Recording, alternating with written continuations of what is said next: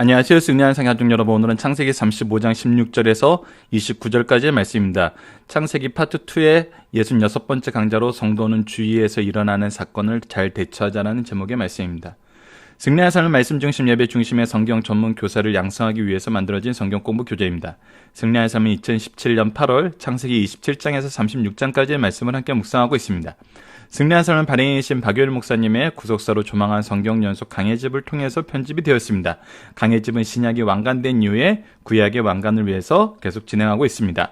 최근에 나온 것이 소선지서입니다. 소선지서가 보시는 바와 같이 8권으로 완간되었습니다. 저희들 주일날 업로드되는 위크스터를 통해서는 창세기 전체의 구조를 살펴보고 이것을 언약신약 간의 개념에서 우리가 말씀을 정리해 놓고 있습니다. 이렇게 정리하면서 이번 주 우리가 묵상하고 있는 내용은 27장에서 36장까지 나타난 하나님 언약의 성취를 다시 한번 묵상해 봅시다입니다. 오늘 말씀은 하나님께서 이제 야곱을 다시 언약의 땅인 베델로 인도하시고 이제 다시 아버지가 계시는 곳으로 움직이는 여정을 우리에게 보여주고 있습니다. 그 안에서 야곱에게 정말 많은 어려움들이 생겨요. 그가 경험하지 못했던 일들이 생겨요. 근데 그가 그 가운데에서도 무엇을 의지하면서 무엇을 바라보면서 나아가냐면 바로 하나님께서 자기에게 주셨던 그 언약을 바라보면서 나아갑니다. 그리고 그것을 이루시는 하나님의 은혜만 의지합니다. 이것은 우리가 일반적으로 세상을 살면서 정말 이것이 맞은가? 정말 이렇게 해야 되는가? 의문이 들 수도 있는 내용이 있어요. 그러나 오늘 본문이 분명하게 보여주는 것은 무엇이냐면 모든 것이 하나님의 주권하에 있다는 것입니다. 그래서 우리가 이 세상을 살면서 가장 먼저 의지하는 거, 가장 마지막까지 의지하는 거, 가장이라고 얘기할 수 없죠. 오직 의지해야 되는 분, 그것이 바로 하나님이고 하나님의 언약이라는 것입니다. 자, 이 내용을 우리가 이번 주에는 특별히 아브라함의 언약, 지금 22장까지요. 그리고 야곱에게 주셨던 언약, 그리고 그것을 이삭에게 주셨던 언약, 그리고 야곱에게 이것을 계승하게 하신 언약들을 살펴보고 있습니다. 그러면서 이제 저희들의 34장까지 35장까지 말씀을 연결해서 볼 수 있어야 됩니다. 그리고 오늘 본문 말씀으로 들어가도록 하겠습니다. 35장 16절에서 29절입니다. 자, 그들이 베델에서 길을 떠나, 자, 베델에서 머물지 않았어요. 베델이 그들에게 있어서 마지막 최종 동착지가 아니었어요. 야곱은 이제 어떻게 해야 돼요? 아버지를 향해서 나아가게 돼요. 하나님께서 제시하신 길이에요. 죄송합니다.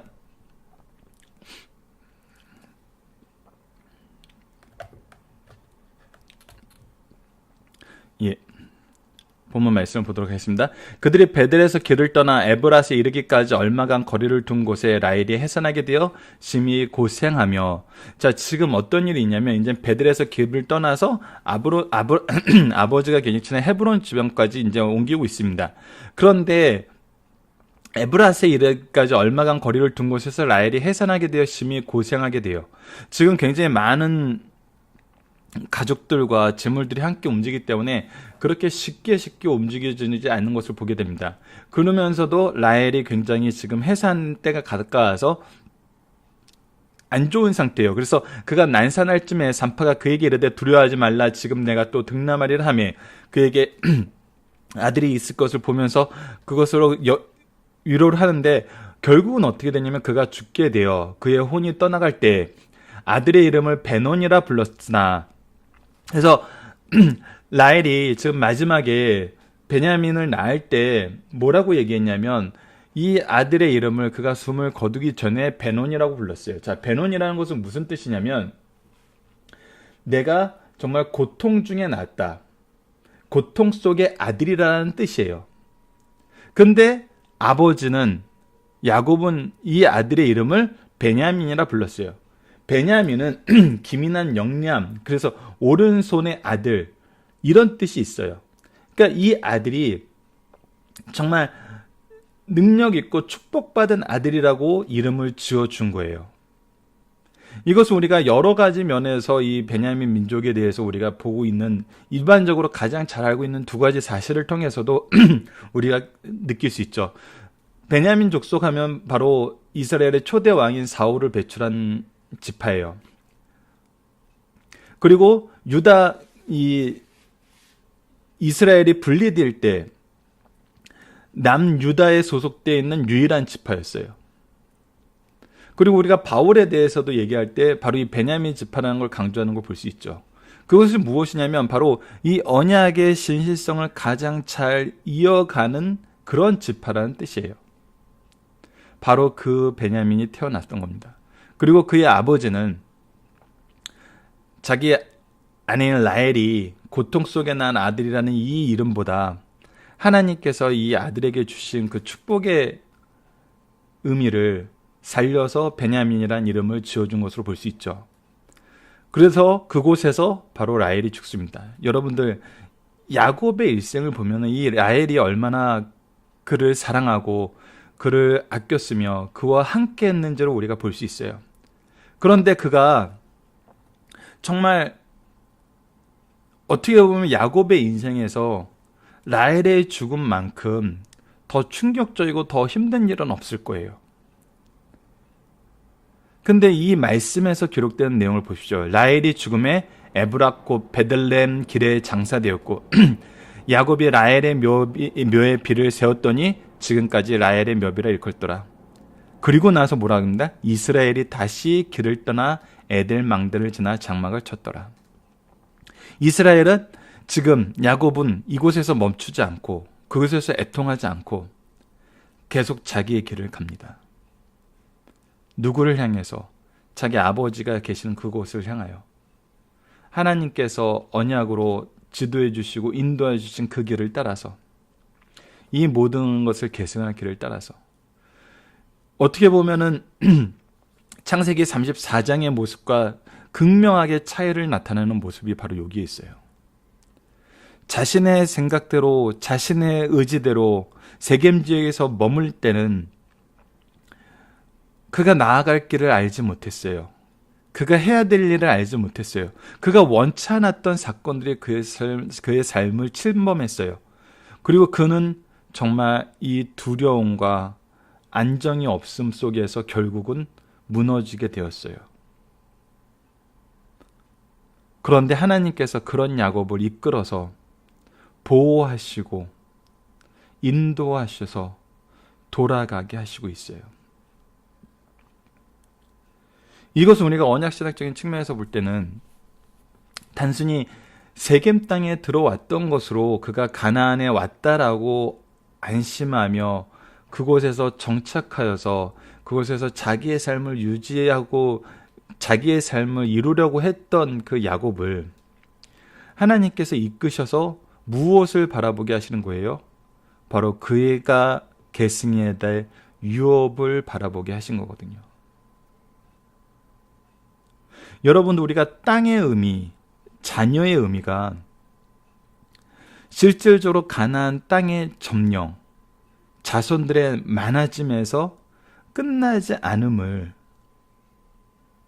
야곱의 인생에서도, 아브라함의 인생에서도, 이삭의 인생에서도, 더 나아가서 요셉의 인생에게도, 출애굽기와 이제 그 이후에 여호수아서, 사사기, 그 왕조 시대의 모든 글들을 통해서 계속 보게 되잖아요. 이것이 끝이 아니다. 이곳이 끝이 아니다. 하나님께서 우리를 이끄시는 곳이 그곳에 있지 않음을 우리에게 보여줘요. 거기서 끝나지 않음을. 그곳에 있지 않다는 건 의미가 좀 다르죠. 그곳에도 분명히 있어요. 하나님께서 인도하신 이 가나안 땅, 그리고 자기의 자손, 그 의미가 분명히 있어요. 근데 거기서 끝나지 않는다는 거예요. 이건 어떻게 보면 하나님께서 한 단계 한 단계 한 단계 우리를 차분히 인도해 주시는 모습을 보게 되는 것 같아요. 그래서 굉장히 놀라운 게 무엇이냐면 여러분들, 솔로몬 성전이 세워지고 이스라엘 민족은 아직도 솔로몬 성전의 회복을 바라요. 다윗성, 그 이후에 솔로몬이 세운 그 예루살렘 성전의 회복, 여전히 그것을 바라보고 있거든요. 그러니까 이스라엘 민족이 그 민족성 안에서 경험하게 된 다윗의 왕국과 솔로몬의 성전은 정말 놀라운 거예요. 아직도 그것이 잊혀지지 않아요. 아직도 그것을 소망을 해요. 근데 하나님께서 성경 전체를 통해서, 아니 구약만 통해서도 보게 하시는 것이 무엇이냐면, 바벨론 포로기 이후에 그들이 돌아와서 제2성전을 짓는데, 그 제2성전이 이미 솔로몬 성전 혹은 이제 다윗이 준비했고 다윗의 왕국을 강조하기 위해서 다윗 성전이라고 부르시는 분들도 있어요. 근데 그것이 중요한 건 아니에요. 하나님께서 주신 그 축복의 상징이고 언약의 표징이었다는 거예요. 근데 그 솔로몬 성전을 기억하는 사람들이 제2성전을 보고 얼마나 애통해하고 슬퍼하면서 힘들어해요. 근데 하나님이 그때 얘기를 하세요. 하나님이 그곳에 계시고 하나님께서 영원한 나라를 세우시고 하나님의 축복이 있는 곳이라고 얘기를 해요. 그래서 결국은 그때부터 사람들이 무엇을 볼 수 있게 되냐면, 하나님의 영원한 왕국을 보게 돼요. 즉 영원한 왕국을 이루실 우리의 왕 예수 그리스도를 보게 만드신다는 거예요. 그러니까 하나님의 일하심은 항상 우리의 연약함 속에서 우리의 죄로 인해서 무너지고 약해지고 볼품없어지는 그 모든 과정을 통해서도 하나님은 하나님의 영광과 하나님의 언약을 이루시는 것을 우리에게 보여주시고, 하나님이 이것을 하나님의 주권 안에서 우리를 통해서 이루어 나가시는 것을 보여주세요. 그래서 우리가 더 이상 무엇하지 않아요? 좌절하지 않아요. 더 이상 실패하지 않아요. 더 이상 방황하지 않아요. 이제 오로지 하나님과 함께 그 길을 가는 것이 그의 인생 안에서 앉고 섬에, 일어서고 누움에, 가고 멈춤의 기준이 돼요. 그래서 지금 이 부분은 너무나 슬프고 힘든 일 가운데서도 야곱이 하나님이 그에게 말씀하신, 하나님께서 함께 인도하신 그 길을 가고 있음을 보여줘요.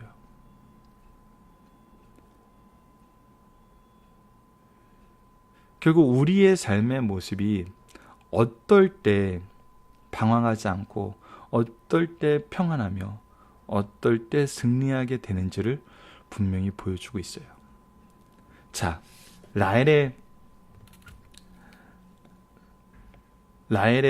이 죽음만 있었더라면 그럴 수 있겠지 하는데, 계속 보면은 더 참 황당한 일이 발생합니다. 이스라엘이 다시 길을 떠나 에델 망대를 지나 장막을 쳤더니 이스라엘이 그 땅에 거주할 때 장자인 르우벤이 가서 그의 아버지 처 비라와 동침하매.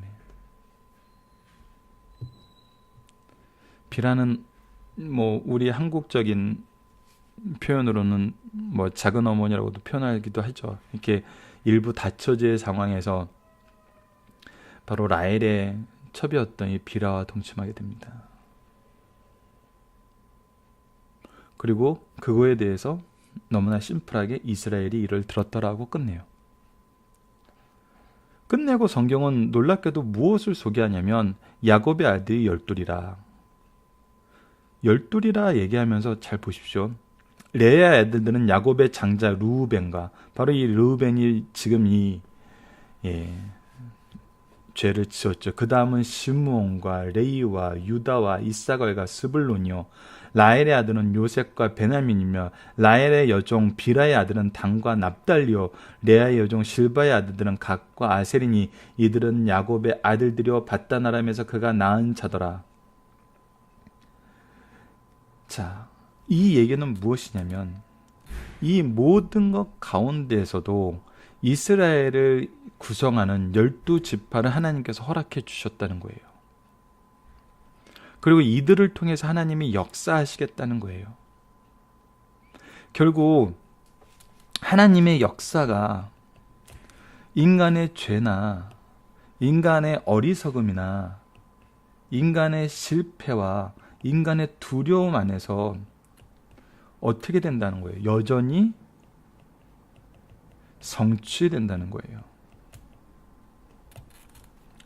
자, 이 부분에 대해서 얘기를 하면은 거의 반사적으로 나오는 얘기가 있습니다. 그러면은 우리가 착하게 살 이유가 없네. 우리가 이 안에서 우리의 어떠한 결정권도 없는 거네. 자, 근데 여러분들, 그것이 바로 무엇을 인식하지 못하는 거냐면 우리의 죄를 인식하지 못하는 바로 어리석은 대답이라는 걸 알아야 돼요.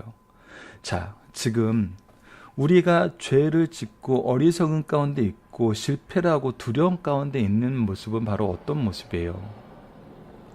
우리가 정말 말 그대로 죄의 감옥에 갇힌 모습이에요. 이곳엔 평안이 없어요. 이곳엔 참된 사랑이 없어요. 이곳엔 참된 소망이 없어요. 그런데 하나님께서 이런 가운데서 우리를 구원하셔서 이끄셔서 야곱을 세겜에서 이끌어내셔서 베델로 헤브론으로 이끌어 나가시는 것처럼 이끄셔서 우리와 함께하고 계시는 거예요. 이 감옥에서 탈출하게 하시고 빼내셔서, 엄밀히 말하면 탈출하게 하시는 것이 아니죠. 하나님께서 그 값을 치르셔서 끄집어내셔서 함께 가고 있는 거예요. 근데 우리가 아무것도 할 거 없네, 우리가 착하게 살아지 않아도 되네. 여러분, 이 얘기는 뭐냐면 하나님 옆에 그냥 가만히 붙어 있으면 된다라는 표현이 아니라 나는 이 감옥에서 나가기 싫다라는 표현인 거예요. 나는 이 감옥이 좋다라는 표현인 거예요. 나는 그냥 죽는 상태에 놓여 있겠다는 표현인 거예요. 그러니까 하나님의 동행하심을 인정하지 않는 거예요. 거부하는 거예요. 그러니까 그 얘기는 얼마나 우리가 이 죄악의 틀 안에서 굉장히 교만하고 죄를 더 사랑하는 질문이라는 걸 아셔야 돼요. 하지만 우리가 주의해야 되는 것은 이러한 질문한 사람들을 쟤는 정말 아무 말도 안 통하는구나 라고 놔두시면 안 돼요. 외면하면 안 돼요. 그가 죄에 대해서, 의에 대해서, 예수 그리스도에 대해서 결국 이 모든 것을 얘기하려면 창조와 구속에 대해서 알고 있는지를 봐야 돼요. 그가 이 모든 것을 알고도 거부한다면은 정말 우리가 대처하기 힘든 상황에 있는 경우도 있어요. 근데 대부분요, 보시면은 이거에 대해서 전혀 몰라서 이렇게 대답하는 경우도 있어요. 그래서 우리가 그런 사람들을 판단하려고 그러시면 안 되고요. 우리가 가르쳐 준 적이 없다면은 우리가 이 내용을 전하기 위해서 수고해야 돼요. 수고는 항상 말씀의 교제와 기도의 교제와 예배의 교제, 찬양의 교제가 함께 있어야 된다는 겁니다. 그러기 전에는 그들을 판단하려고 그러지 마세요. 그리고 그런 후에도 우리는 판단할 수 없음을 알게 돼요. 이 모든 과정을 거쳤는데도 그들이 받아들이지 못했을 때 우리가 할 수 있는 기도는 그를 위한 애통의 기도밖에 없음을 성경은 예수님을 통해서 또 바울을 통해서 이 기도의 내용들을 우리에게 보여주시잖아요. 그렇기 때문에 우리가 이런 문제에 대해서는 정말 바르게 인식을 해야 되고 하나님의 역사하심을 바라보게 되고 그 역사하심에 동참하게 되었을 때 이 모든 것을 치료하시고 고쳐주시고 인도하시는 분이 누구임을 알게 되냐면 바로 하나님임을 알게 된다는 거예요. 그래서 야곱이 이 일에 더 이상 흔들리지 않아요. 흔들리지 않는다고 여러분 이 루벤을 그냥 내버려 두고 이 죄를 계속 용납했다고 보시면 안 돼요. 49장에서 야곱이 자기 자녀들을 위해서 축복의 기도를 하는데 여러분 루벤, 시몬, 레이에 대한 축복의 기도가 거의 생략되다시피 해요. 생략됐어요.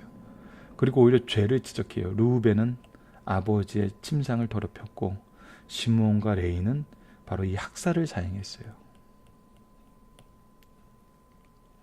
셈에서의 학살을 자행했죠. 그래서 유다의 장자의 권한, 야곱의 장자의 권한, 이스라엘의 장자의 권한이 바로 이 유다에게 이어짐을 아버지가 선언을 하세요. 이것은 결국 누구의 심판이 있다는 거예요. 누구의 심판을 전하는 거예요. 하나님의 심판을 전하는 거예요. 제가 자녀를 교육하는 참 성숙한 성도분들을 보면은 내가 내 감정과 내 판단으로 자녀들을 훈계하는 것이 아니라 하나님의 기준과 하나님의 일하심 안에서 자녀들이 그것을 바라보고 그것을 기준으로 그가 지도를 받고 있음을 깨닫게 하더라고요. 이게 굉장히 달라요. 나의 감정과 나의 정말 순간적인 판단으로 했을 때는 내가 그를 훈육하면서도 내 판단이 틀렸었구나라는, 훈육하는 방법과 내용과 정도가 틀린 부분이 있었다는 것을 결국 나중에 나로 인정하게 만들더라고요. 하지만 우리가 하나님의 기준을 제시하고 하나님의 역사하심, 일하심에 기준한 훈계를 했을 때는 자녀들이 결국은 부모님의 부족함 때문에 부모님의 위선을 얘기하면서 떠나가기보다는 우리와 함께 연약함을 고백하면서 하나님께 나아가는 그런 영적인 유산을 물려받게 된다는 거예요.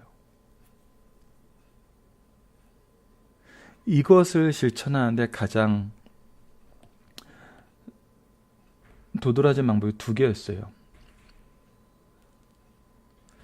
아이들에게 벌을 줄 때 너 들어가서 뭐하고 와, 너 들어가서 이거에 저거에 할 때 부모는 그거에 대해서 속상해하고 화를 시키느라 아무것도 안 하고 자녀만 벌벌 떨면서 그걸 하게 되는 경우가 많죠. 근데 우리가 성경에서 보게 되는 참 사랑의 훈육의 가장 두드러진 모습은 뭐냐면 함께 하는 거예요.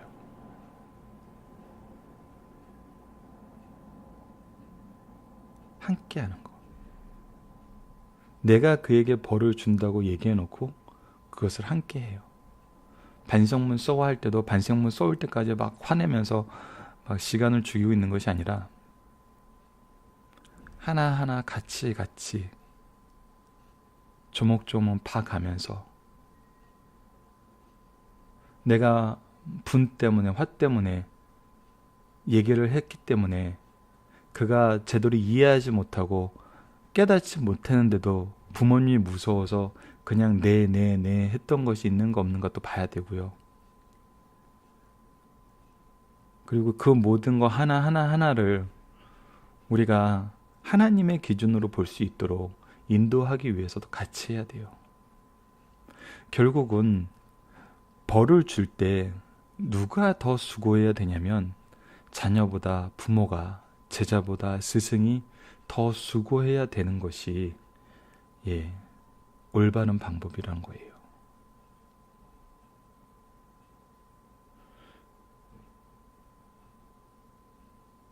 왜 그러냐면 우리가 성경을 통해서도 계속 보게 되는 건 뭐냐면 언제나 하나님이 먼저 일하시고 더 많이 일하시고 더 확실하게 일하세요. 하나님이 우리를 사랑하시는 방법 속에서 그것을 항상 보게 하시잖아요. 아브라함을 부르기 전에 아브라함을 먼저 인도하세요. 아브라함의 가족들부터 먼저 인도하세요. 하나님은 먼저 역사하셨어요. 그리고 함께 역사하세요. 항상 함께 일하세요. 항상 함께 동행하세요. 야곱의 역사에서는 보여주잖아요. 어제 말씀에서도 오히려 이 가나안 족속과 이 지역의 모든 족속들이 야곱을 두려워하게 만드시잖아요. 하나님이 함께 일하고 계시는 거거든요. 그리고 확실한 결실을 허락해 주세요. 즉 야곱이 이 12아들들을 이 정도면 우리는 뭐라고 얘기하겠어요? 자식 농사 실패했구나. 두 아들은 한 족속을 진멸할 정도로 학살을 하더니 그 장자는 드디어 아버지의 침상까지 더럽히는 이 정말 용서받을 수 없는 죄를 지었구나. 그래 그의 가족은 계속 여전히 나그네의 삶을 살면서 결국 자기가 가장 사랑하는 아내도 길거리에 묻을 수밖에 없는 그런 평안함이 없는 상황에 놓이게 되었구나. 보기에 따라서 야곱은 실패한 인생으로 볼 수 있어요. 근데 하나님께서 어떻게 하시겠다는 거예요? 그들로 민족을 이루게 하시겠다고 선언해 주세요. 이 아이들이 하나님께서 민족을 이루신 근간으로 삼아 주시겠다는 거예요. 이것을 먼저 우리에게 선언해 주신다는 겁니다. 결국 누가 하시겠다는 거예요? 하나님이 하시겠다는 거예요. 누구를 의지해야 된다는 거예요? 하나님을 의지해야 된다는 거예요. 누구를 바라보게 하는 삶을 살아야 된다는 거예요? 하나님을 바라보게 하는 삶을 살아야 된다는 거예요. 자, 계속 봅시다. 야곱이 기랏 아르바의 마므레로 가서 그의 아버지 이삭에게 이르렀으니 드디어 아버지를 만납니다. 기랏 아르바는 곧 아브라함과 이삭이 거주하던 헤브론이더라. 자, 이삭이 이 헤브론에 많이 정착을 했어요. 그리고 이삭의 나이가 180세라. 자, 보십시오. 아브라함이 175세에 죽었습니다. 이삭이 180세에 나이가 많고 늙어 기운을 다하며 죽어 자기 열조에 들어간 180세를 살았어요. 야곱이 147세를 살아요. 그리고 요셉이 110세를 삽니다.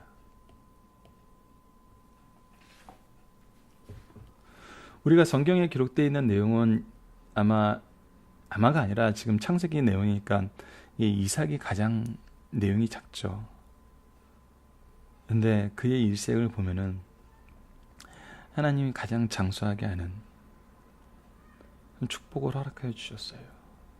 그리고 그가 바로 이 야곱의 돌아옴과 그의 자녀들이 많아짐을 보면서 하나님께서 아브라함에게 주셨던 언약, 이삭에게 주셨던 언약이 야곱에게로 계승됨을 분명히 확인할 수 있었어요. 그리고 그가 평안히 죽게 됩니다. 자, 본문 묵상하기를 보도록 하겠습니다. 야곱은 라헬의 해산으로 무엇을 경험하게 됩니까?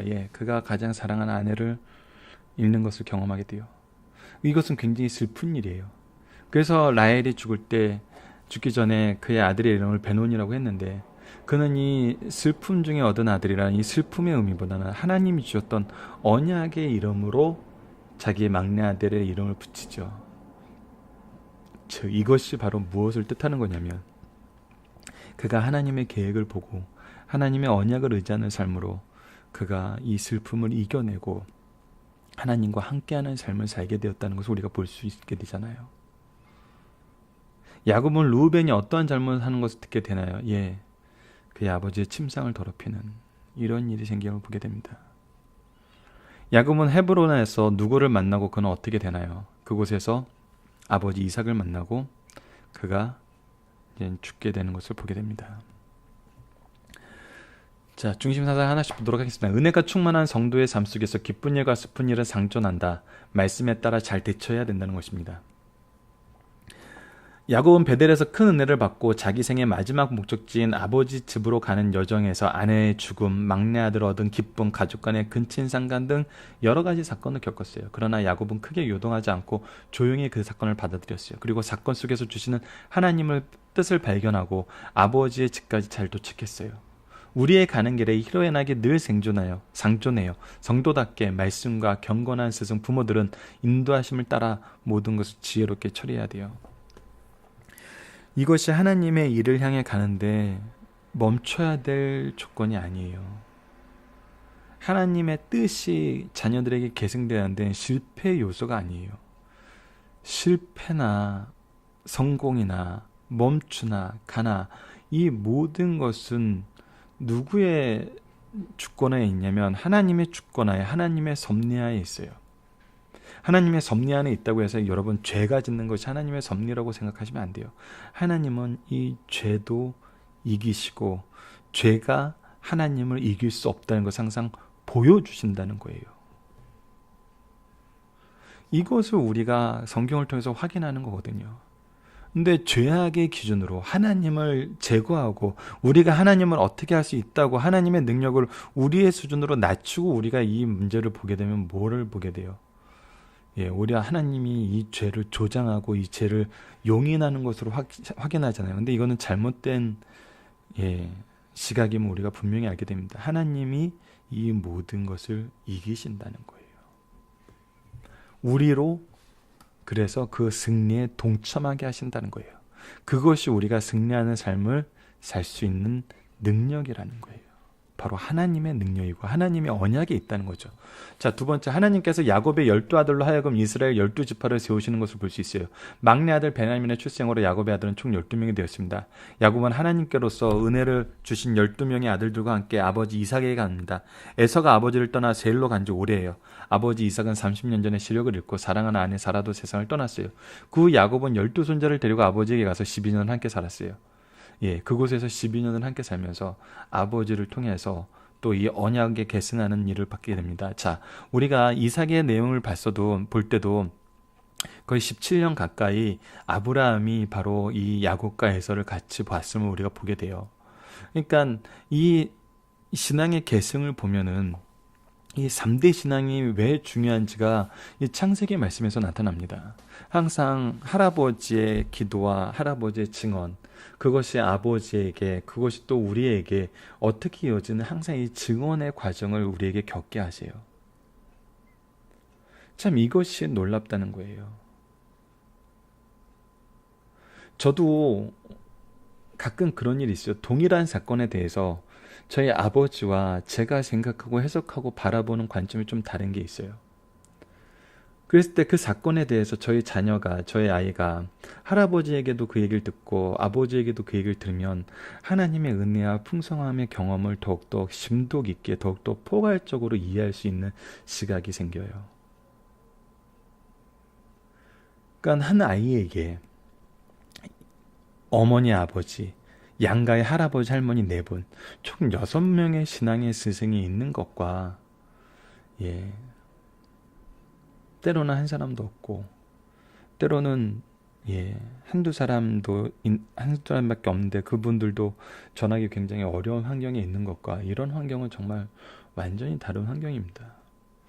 우리가 가정과 교회에서 정말 지켜주고 확대되었으면 하는 것이 바로 우리의 자녀들에게 더 많은 영적 스승이 있기를, 우리 자녀를 위해서 더 많은 기도의 동역자, 기도의 부모님이 있기를 원하는 것이 우리 부모님들, 우리 스승님들의 가장 중요한 기도 제목일 거예요.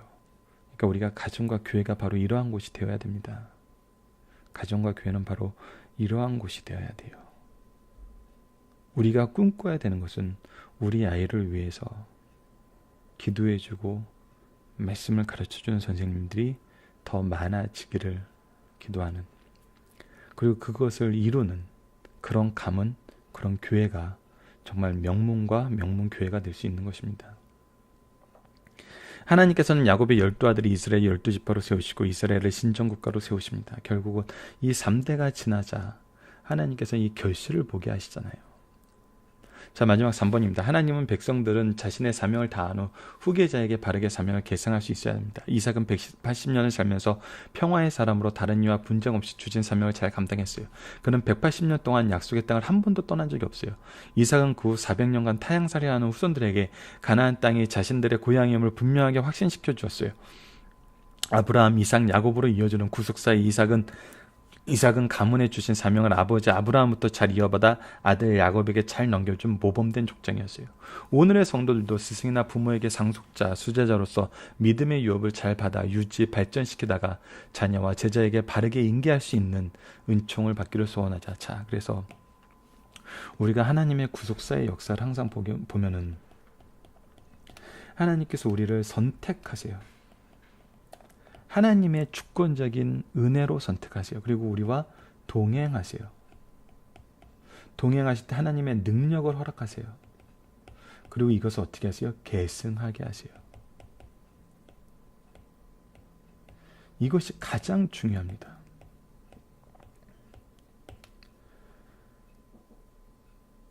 제가 신앙생활 하면서 가장 중요하게 생각하는 것이 바로 누가 나의 영적인 수시고 누가 나의 영적인 제자라는 거예요.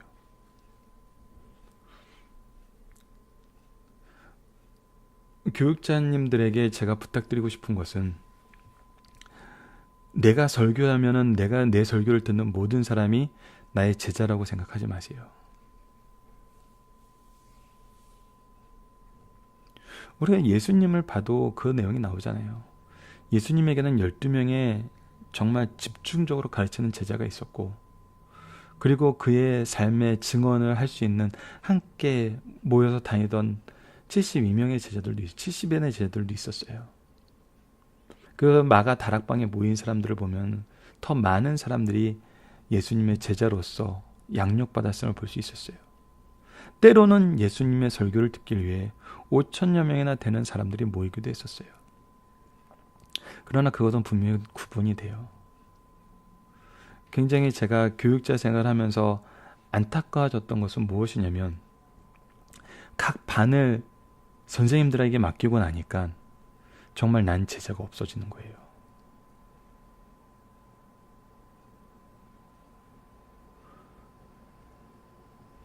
그래서 집중반을 만들어서 가장 잘하는 아이들을 따로 모아가지고 다시 교육을 시켰어요. 왜냐하면 나에게 제자가 있는 것이 굉장히 중요하거든요. 내가 나에게 주신 하나님의 구속사의 은총은, 하나님이 나를 선택하시고 나를 동행하시면서 나에게 하나님의 능력으로 나를 기르신 것은 이것을 계승하게 하기 위하심이거든요. 그래서 항상 오히려 평신도일 때는 공각 공부도 인도하고 성경 공부도 인도하고 자연스럽게 이것이 연결됐는데, 교육자가 되고 나니까 설교 준비한다고 시간 할애 잘 못하고, 그리고 설교 끝나고 나면은 이제 각반 선생님한테 가니까 이제 그 사이에 행정적인 일을 처리하게 되고 오히려 그리고 나서 이제 예배 준비해야 된다고 이렇게 이리저리 이렇게 준비하는 과정에 모이게 되면은 오히려 양육하는 시간이 줄어들더라고요. 저는 이 부분은 담임 목사님과 이 교육하시는 분들이 정말 지혜롭고 더 준비된 모습으로 해야 된다고 봐요. 그렇다고 행정적인 일, 예배를 준비하는 각종 일을 하지 말라는 것이 아니에요. 그것도 해야 돼요. 그렇다면 우리가 거기서 어떻게 해야 돼요? 더 수고하는 모습으로 가야죠. 왜? 이것이 더 중요한 것이기 때문에. 그래서 평일에도 정말 말씀 모임을 만들고, 예배가 다 끝난 이후에도 또 말씀 모임을 만들고, 그러면서 저는 항상 부탁드리고 싶은 것이, 이 교육자분들에게 이 모든 일을 한다고 가족을 소외시키시면 안 돼요. 가족에게는 더 말씀의 은혜를 주셔야죠. 더 기도의 은혜를 주셔야죠. 그래서 가족과 함께 해야 되는 것도 분명히 놓치지 마시고, 이것을 위해서 더 수고하시는 그런 교육자가 되기를, 함께 그런 교육자가 되기를 정말 기도하면서 부탁드립니다.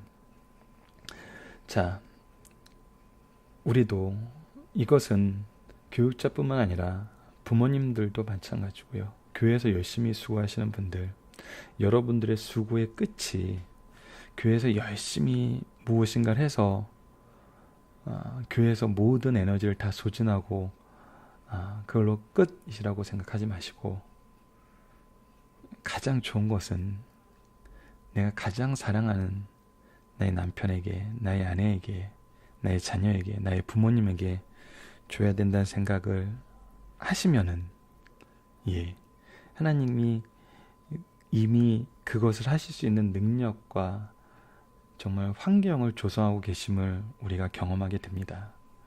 이 부분을 우리가 염두에 두면서 이것을 막 못한다고 얘기할 수는 없어요.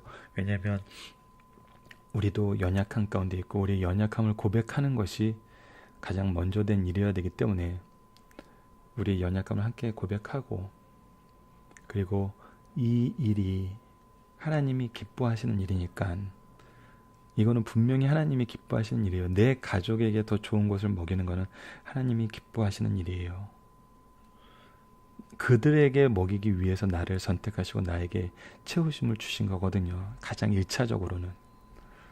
그렇기 때문에 이 일을 위해서 기도하시면 반드시 응답하신다는 확신을 가지고 우리가 이 일에 함께 노력하는 승리한상 가족 여러분들 되었으면 합니다. 여러분들 살펴보기 정답 카페를 통해서 확인해 주시고요. 특히 루운에 대한 얘기랑 이 살펴보기 정답의 두 문제를 통해서 잘 소개가 되고 있습니다. 그래서 이 부분에 대해서 여러분들이 기억하시고 염두에 두시면 다음 달에 우리가 이 야곱의 마지막 기도, 유언적 축복의 내용을 통해서 다시 확인할 수 있습니다. 자, 적용하기를 봅시다. 야곱의 여러 가지 위기에 대한 성경은 왜 모든 것을 간략하게 기록했을까요? 야곱의 삶이 34장과 35장에 어떠체를 보이나요? 예. 왜 그러냐면 그가 위기를, 위험을, 두려움을 갖지 않았기 때문이에요. 무엇으로 인해서? 하나님의 인도하심을 통해서. 야곱의 삶이 33장과 35장에서 극명하게 구별되는 것은 무엇입니까? 하나님의 부르심이었어요. 하나님의 부르심 속에서 그가 무엇을 경험했냐면 언약의 성취. 너를 지키고 동행하고 돌아오게 하겠다는 언약의 성취. 그리고 두 번째는 언약을 향한 소망을 주셨어요. 생육하고 번성하게 했다는 소망을 통해서 그의 삶을 하나님이 주권하여서 지키고 계심을 보여줬어요. 그래서 이곳에서는 두려움, 죽음이 있었다면 이곳에서는 소망, 전진이 있었습니다. 엄밀히 말하면 새 생명이 있었죠. 이것이 하나님의 부르심, 하나님의 언약, 하나님의 언약을 향한 소망을 주심으로 분명히 차이가 나게 되는 부분입니다. 우리의 인생이 그렇다는 거예요. 우리가 하나님의 부르심, 하나님의 언약, 하나님의 언약을 향한 소망이 있을 때 우리는 승리하는 삶을 삽니다. 말씀을 기초로 기도하기를 통해서 마치겠습니다. 하나님, 우리가 인생을 사는 것이 기쁨과 슬픔이 같이하며 위기와 성장이 함께함을 경험합니다. 이러할 때 우리가 흔들리지 않고 묵묵히 세상을 질주하는 것은 표대가 되신 하나님의 말씀이 있고 그 안에서 우리에게 주시는 하나님의 능력과 은혜를 의지하기 때문임을 경험합니다. 야곱의 삶을 통해서 보여주신 하나님의 인도하심을 우리도 의지하게 하여 주시고 마지막 때에 하나님의 이름으로 자녀를 축복하는 야곱의 모습처럼 우리도 하나님의 인도하심 속에서 자녀와 제자들을 축복하며 하나님의 뜻을 선포하는 주의 백성이 되게 하여 주소서. 예수님 이름으로 기도드립니다. 아멘.